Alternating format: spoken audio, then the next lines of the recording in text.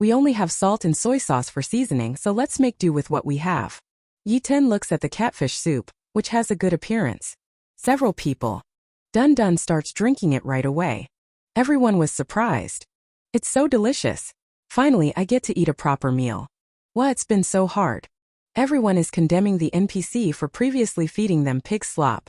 Arriving at the wasteland world at 6 p.m., which corresponds to 6 a.m. in the original world, all the players have logged off.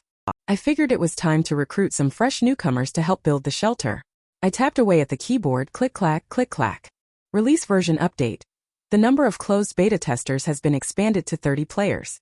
Dawnlight is thinking about their own gameplay. Workhorse Club must be in an uproar right now. As expected, the group is discussing the topic of adding 24 more spots.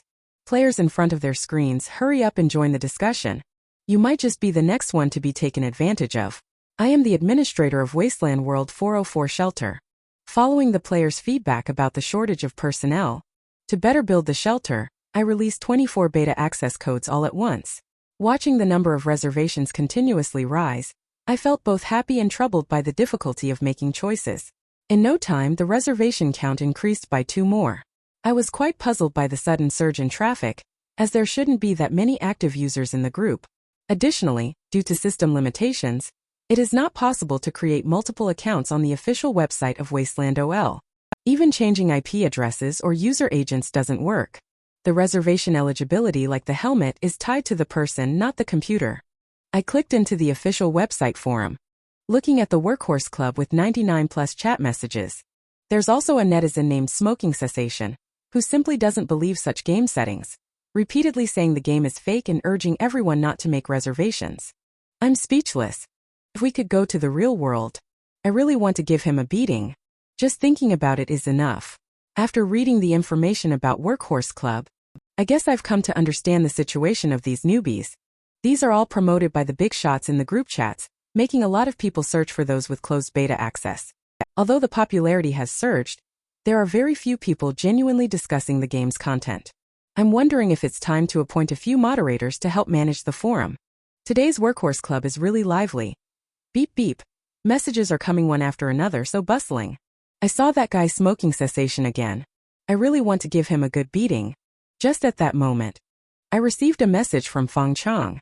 Fong Chong saw Brother Duanlight reply to the message. He was very excited. There's something that has been puzzling me, and I'd like to ask for your advice. Regarding the NPC known as Administrator, is it actually played by an employee from your company, or is it? Just asking casually, haha. If it involves corporate secrets or something, just pretend I never asked. No worries, this isn't really considered confidential anyway. Besides, as a junior planner, I wouldn't have access to confidential information anyway. Got it. Please go ahead. Simply put, its existence is quite unique. Special? Wow, that's something. This NPC is definitely not ordinary. Could you elaborate a bit more? He is the first generation of fully artificial intelligence developed by our company. Fully artificial intelligence. This is beyond my knowledge scope, but so impressive. Exactly, it's artificial intelligence that is almost indistinguishable from humans. It possesses self-identity, memory, thought patterns, as well as value orientations and behavioral motivations. Therefore, we have granted it the authority to regulate players, and the responsibility to guide them into the game. Indeed, as I guessed. Damn, I'm a genius. I see. No wonder his decisions can affect your testing progress. Actually, I've already noticed that the content of this game itself has been developed quite thoroughly. That immersive feeling is just like being in a real world. I'm not exaggerating when I say this. Even someone as picky as me, I couldn't find a single noticeable bug. If there's one minor flaw, it might just be that there are too few NPCs. So, I thought at the time, is there a possibility that what you're testing isn't actually the game itself, but rather testing the game's AI? Even including the release of the expansion pack Winter is Coming in version Alpha 0.2 was for this purpose. Am I right? Right to the point. Straight to the heart of the matter. I have completely discerned the game developer's intentions. Brother Duanlight. On the surface, you're testing the game. It's just a fully artificial intelligence operating within the game framework. And this expansion titled Winter is Coming is precisely the mysterious company's test of the first-generation fully artificial intelligence. Wow, just wow. This person is truly a talent. Still, his nonsense is more convincing. Seeing that there was no reply for a long time, Fong Chong became even more convinced of his own idea. What else can I do? I can only say it's a pity you're not a screenwriter, and I'll just reply according to your scenario. I think I get what you mean. So the testing progress is indeed affected by the game's storyline development, right? And currently, only the administrator of Vault 404 can advance the storyline, right? After I replied to Fong Chong, he happily thanked me and said he would keep the secret. And I think you don't really need to keep the secret, after all, popularity is important. Is this what they call enterprise-level understanding? I've really learned something new today. But thinking about it, having such a group of people in the shelter really puts my mind at ease. Finally, a girl is about to make her appearance. Are you excited? I am the administrator of Vault 404. To prepare for more severe weather conditions, I have initiated a new chapter. I gathered 6 players and explained the challenges of this winter, emphasizing that every minute, even every second, must be utilized effectively. Everyone must act before the situation becomes completely dire. Prepare for the cold wave. I have issued the task. A list of essential items, required facilities to be completed, and corresponding rewards to be given. Winter is coming. This is Fate's test for you. After concluding my impassioned speech, I officially unveiled the prologue to the first expansion since the beta test. Winter is coming. With the launch of this new chapter, the atmosphere at the Vanguard outpost began to shift, much like the game's official website. Even I could sense a growing urgency in the gradually chilling air. The population has surged to 30 people, a full 5-fold increase. The outpost's stockpiled supplies were already tight, and now, to feed the 30 mouths that are about to arrive, I'm busy from morning till night almost every day. I brought along Yi-Tin, who specializes in perception. Together we hunt all around. The results of our 3 days' work piled up into a small hill. Tomato exclaimed, "This is going to wear me out," as he followed behind Administrator. Yi-Tin, who was on guard and scouting for enemies, also successfully advanced to level 1. Yi-Tin exclaimed excitedly, "Winning without lifting a finger is just awesome." When the player advanced, I also felt a sense of leveling up. However, the Administrator gene sequence is truly too unique. I haven't quite figured out the trick to leveling up yet. I can only rely on the medical examination equipment to confirm that 7, looking at my gene sequence, has indeed shown some growth. On the other side, Old Bai and Fong Chong are also working very hard. They are using the method of burning.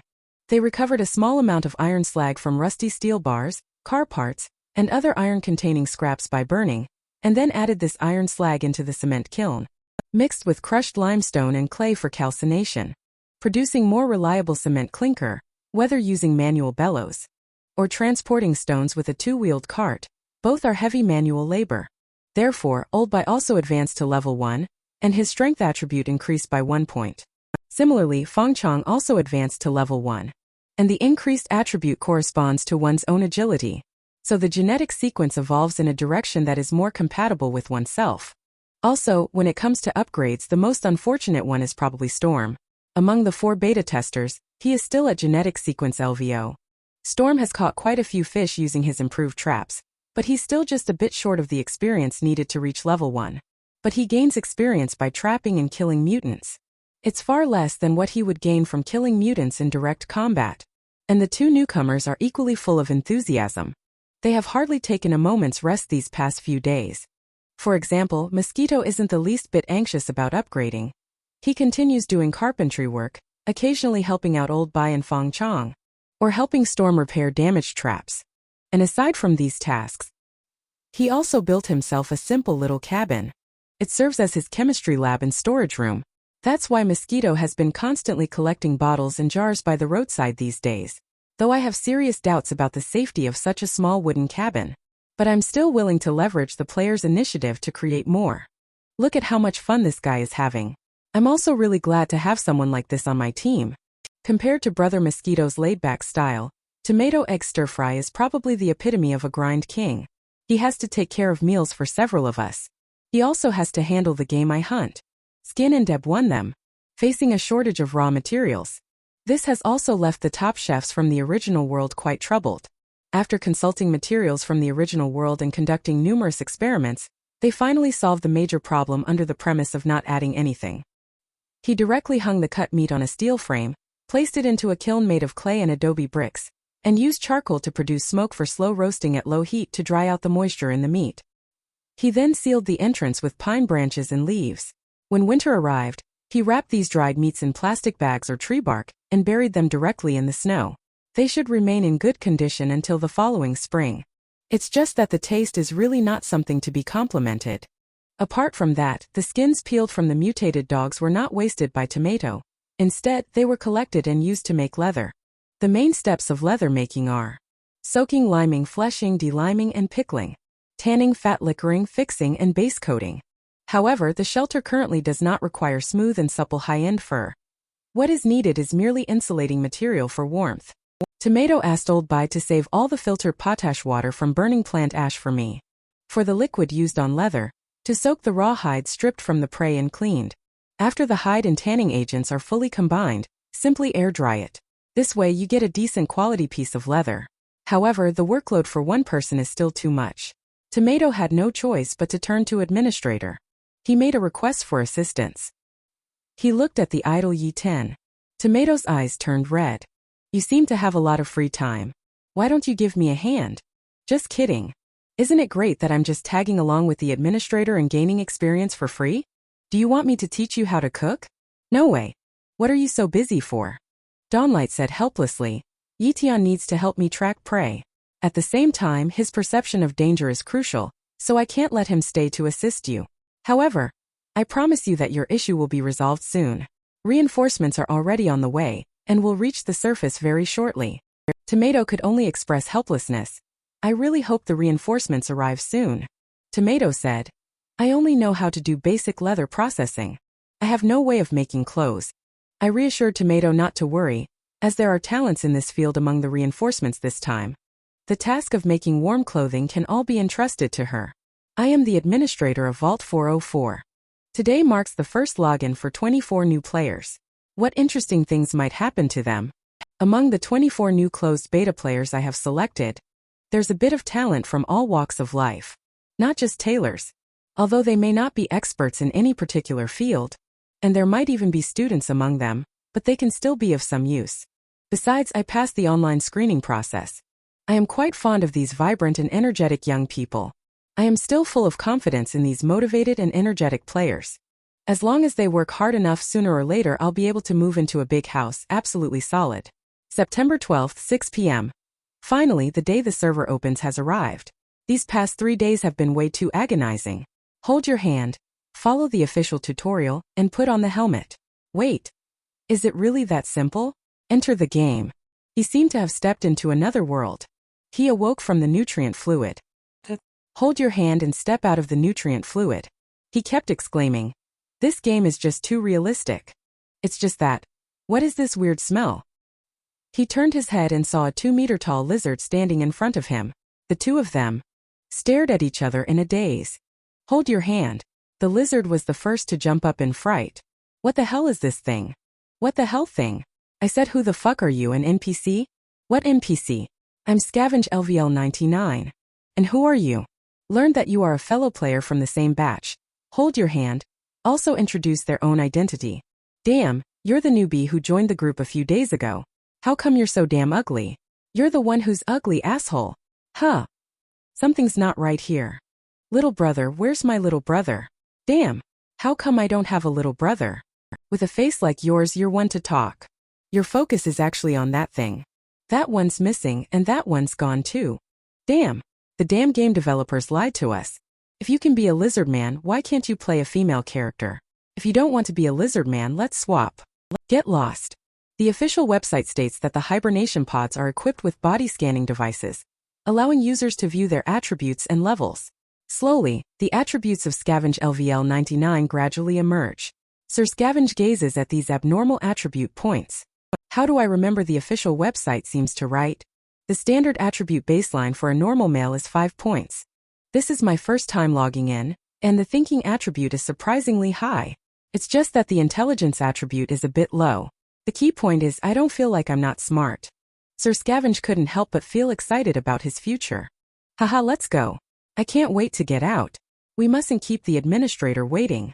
Sir Scavenge happily walked toward the door. Hold my hand. Looking at the paper behind Sir Scavenge's bottom, he reminded Sir Scavenge. This paper seems to be made of waterproof material. It hasn't gotten wet after all. It's just a bunch of garbled text.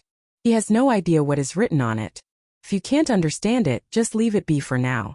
The two of them entered the hall, and what met their eyes was a group of excited new players discussing, "This game is way too realistic." At that moment, everyone turned their heads and saw Sir Scavenge. Holy crap! A lizard man. Everyone crowded around to get a closer look. Holding Blade said disdainfully, "After all, hidden classes are still the most sought after." Sir Scavenge, seeing Holding Blade looking downcast, called him over to join his crew, promising he'd live a life of luxury and ease. As soon as Sir Scavenge walked in, he emitted a pungent odor. Holding Blade told him to keep his distance. But then again, aside from Sir Scavenge being a lizard man, all the other players were normal humans, including those with physique-based attributes, a few perception-based, as well as agility-based and intelligence-based ones. Chato Matt. And there are female players. Would you like to play such a game too? Come share your thoughts in the comments section. Winter is coming. We've welcomed 24 new players, but that's not the key point. The real highlight is that we finally have female players joining us. Intelligence-based Fuji. She looked at the realistic scene and exclaimed, "This game is so incredibly real. I can't wait any longer.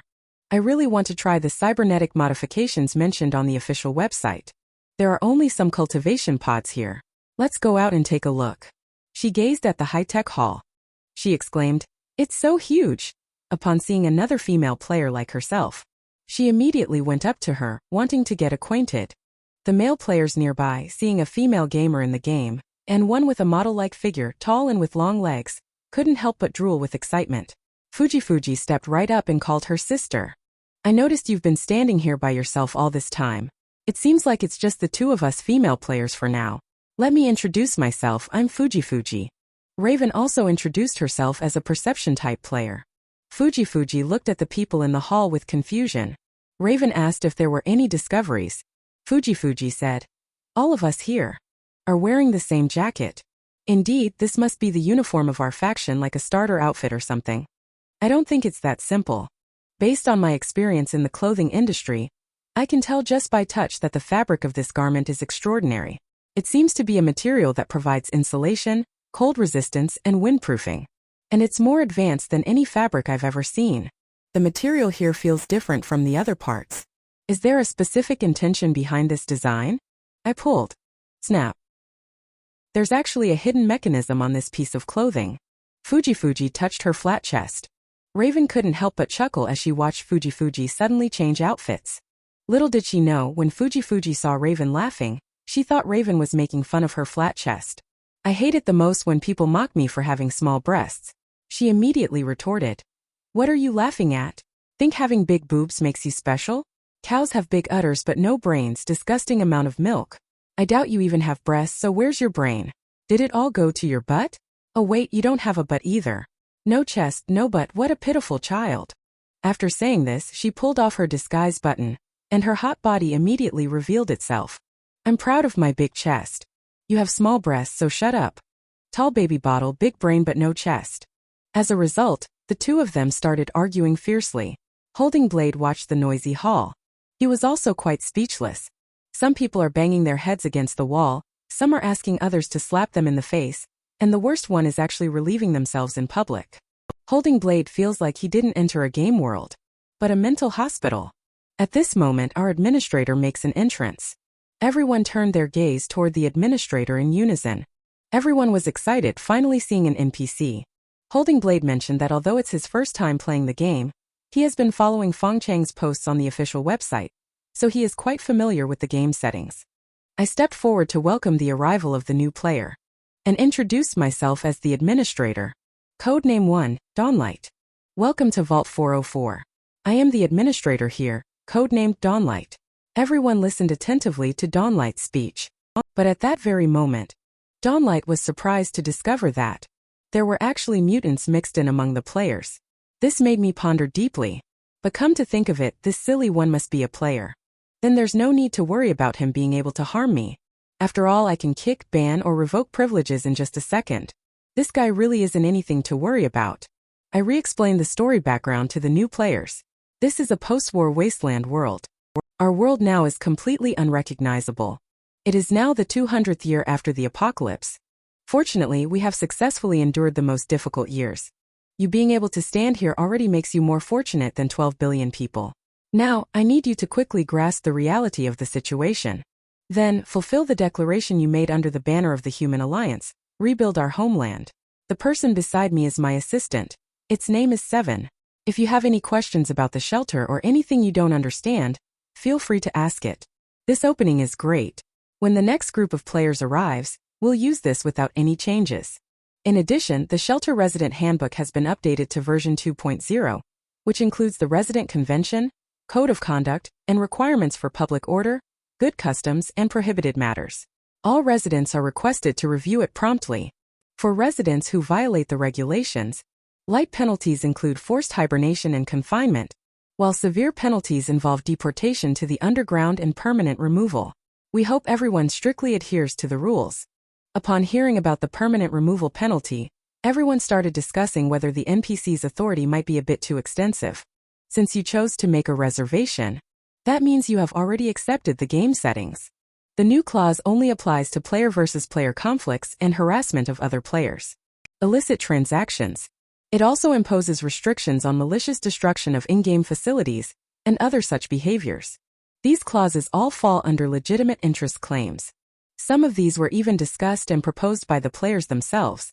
Moreover, I have made more detailed regulations regarding the rules. For example, malicious destruction of facilities will result in forced labor. Sexual assault will result in the permanent confiscation of the tools used in the offense. That is quite humane. I led 24 players out of the shelter and headed to the surface. Everyone exclaimed how incredibly realistic this game is. Each one of them said, "I could brag about this for a year back in the real world." I familiarized these newbie players with the outpost facilities. Especially, I emphasized to them that defecating or urinating near the outpost is strictly prohibited.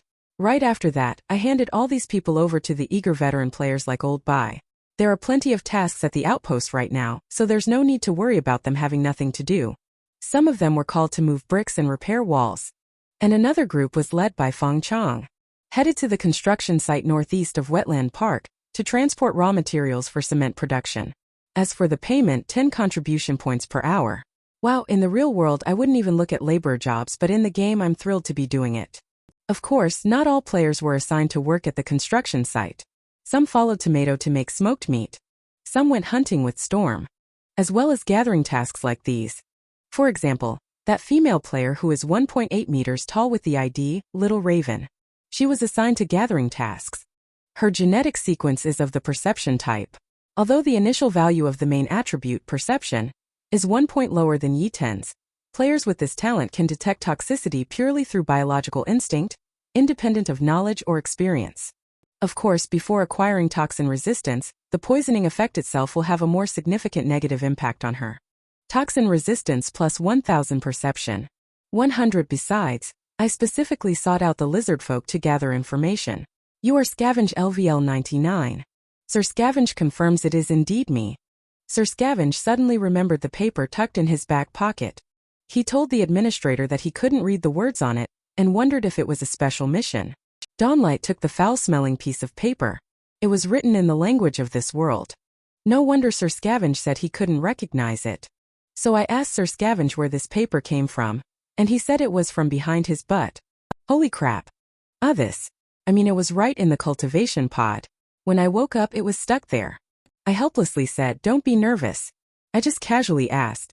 It says it's a message left for me by the original administrator. And it explains the situation regarding the anomaly. This guy must be out of his mind. Whatever, can't be bothered to complain about the dead. Check out this lizard person's 5-dimensional stats and talents. Nanny? His strength has already caught up to my level 5, and with the innate abilities of physical regeneration and cold blood, these are truly practical assets in combat. Although leveling up might be a bit challenging. Low temperature discomfort. Difficult to operate the replication machinery. But these are not major issues. I am delighted to invite Sir Scavenge to join me for hunting in the future. Sir Scavenge is very happy to have the opportunity to rely on administrator's support right from the start. I am very satisfied with his current momentum. I then sent him to wait at the entrance of the sanatorium. I still have some matters to arrange and will join him shortly.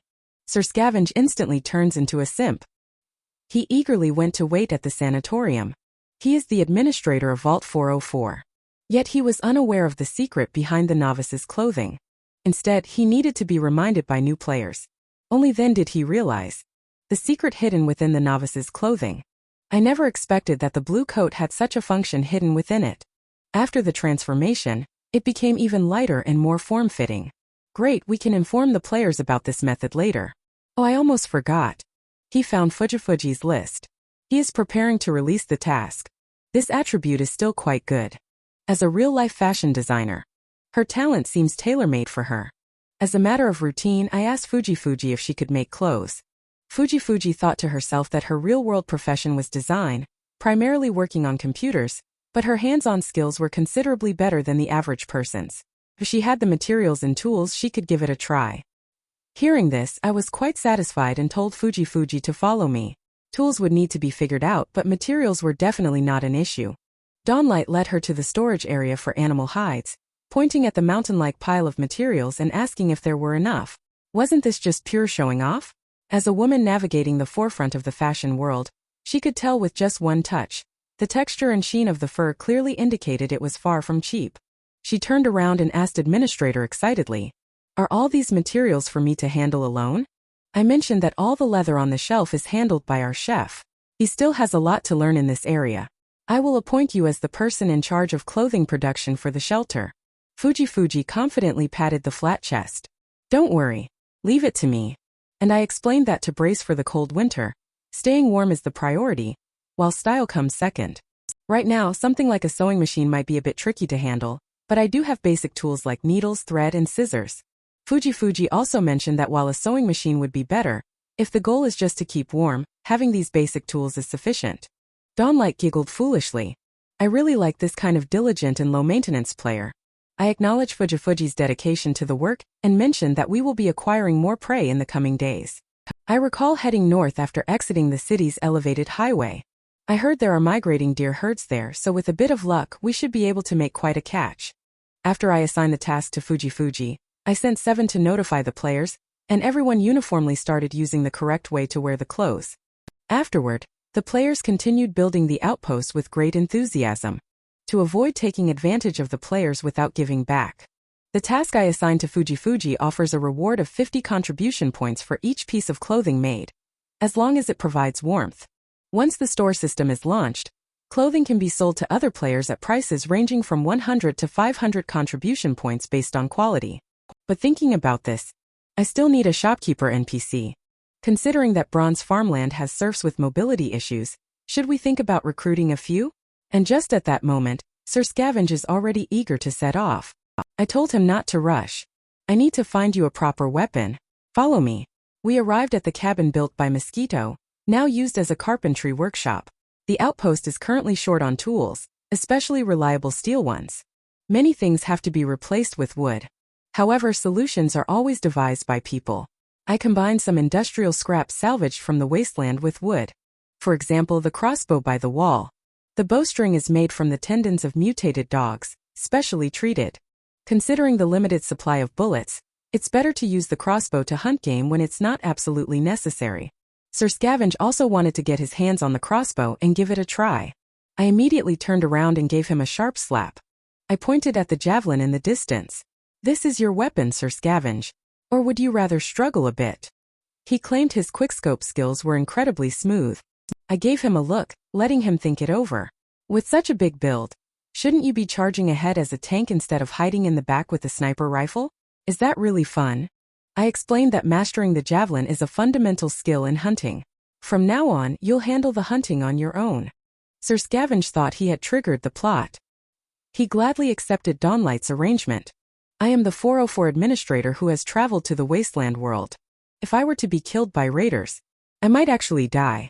But for the two of them, they just need to stay in the cultivation pod for 3 days to be revived. Therefore, the 3 of them have completely different attitudes towards Raider, watching him as he leaves. Dawnlight is still very nervous. Yetion still wanted to ask about the situation outside. I nervously covered Yetion's mouth. After all, we had no idea how sharp the mutant's hearing was. Who would have thought the hyena would quickly start barking in the direction of our hiding spot? Damn it.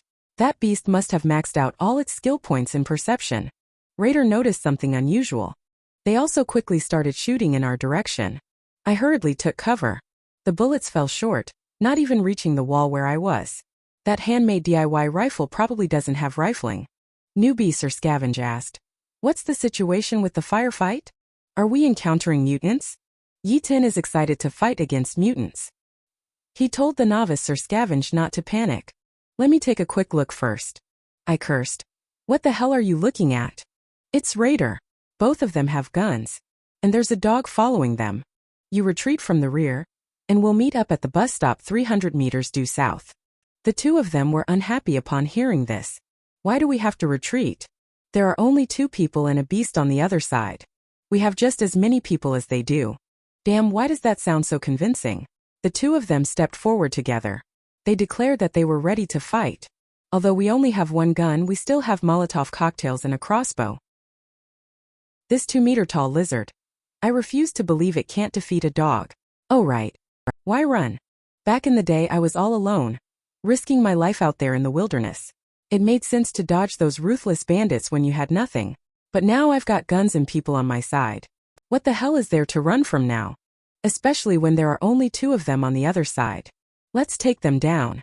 Yi-Tin, take the Molotov cocktail and head over to the opposite corner of the street. Listen carefully to my command. As soon as you hear my gunshot, light it and throw it. They don't know how many people are on my side. When they see someone rushing out, they'll definitely give chase. Administrator, sir. How should I get over there? Run over unless you want me to carry you on my back. Don't worry, their guns don't have rifling. He won't hit you, although he's panicking inside. But this is a chance to show off in front of Administrator Sama. Damn it. Let's do it. Whoosh whoosh whoosh. Damn it. I'm going all out. What's there to be afraid of in a game? The two of them saw Yi-Tin, raising the gun and firing immediately. But the gun was too crappy, didn't even graze Yi-Tin's clothes. So exciting, so exciting. This game feels so realistic. If you enjoy watching, feel free to hit the follow button. The two, seeing that Yi-Tin wasn't armed, figured he was probably just a scrapper rummaging through trash nearby. They let go of the dog leash, intending to let the hyenas teach Yi-Tin a lesson. Just as he was approaching Yi-Tin, bang! The bullet pierced its abdomen, sending the hyena flying. The hyena was seen only exhaling with no breath left to inhale. Dawnlight was quite satisfied with his marksmanship. Raider saw his beloved dog lying dead. His anger surged and he swore to skin me alive. At that moment, Yi-Tin also threw a Molotov cocktail. Bang! It ignited right beneath the feet of the 2 raiders. Sir Scavenge also lunged forward, spear aimed at the raider, but the raider twisted his head aside. He watched as the lizard man attacked him with a spear. In a fit of rage and desperation, he ended his own life.